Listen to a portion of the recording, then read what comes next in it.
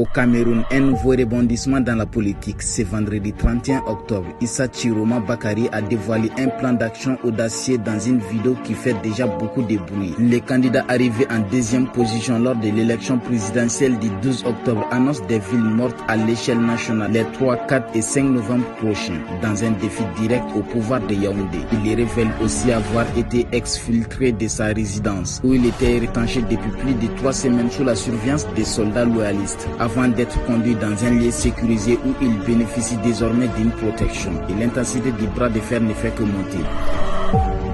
Conférence de Paris sur la paix dans les Grands Lacs. Plus de 1,5 milliard d'euros mobilisés pour l'aide humanitaire à l'issue de la conférence internationale pour la paix dans la région des Grands Lacs. Organisée ce jeudi 30 octobre à Paris, le président Emmanuel Macron a annoncé la mobilisation de plus de 1,5 milliard d'euros d'aide humanitaire en faveur des populations touchées par les conflits à l'est de la République démocratique du Congo et dans les pays voisins. Des couloirs humanitaires sécurisés seront ouverts afin d'acheminer médicaments et vivres vers les zones les plus vulnérables. Malgré l'ampleur de l'engagement, des zones d'ombre subsistent. Une partie des fonds annoncés correspond à des promesses antérieures et aucun calendrier de décaissement n'a encore été fixé. Le président français a également annoncé la réouverture prochaine de l'aéroport de Goma pour des vols humanitaires diurnes.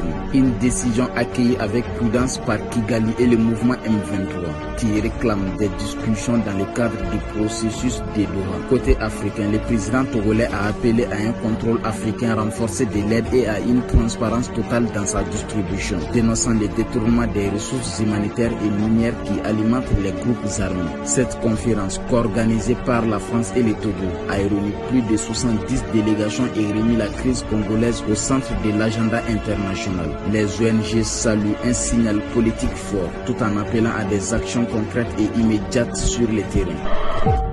En marge d'une conférence en Corée du Sud, le président chinois Xi Jinping salue la tendance positive des relations entre la Chine et le Canada. Selon lui, les deux pays ont retrouvé le chemin du dialogue grâce aux efforts conjoints de leur gouvernement. Xi Jinping a exprimé la volonté de Pékin de travailler main dans la main avec Ottawa pour remettre les relations bilatérales sur la bonne voie. Ainsi s'achève ce flash d'information sur Radio Benkadi FM. Merci de nous avoir suivis et de continuer à faire confiance à la radio de Poufiri, votre source privilégiée d'actualité.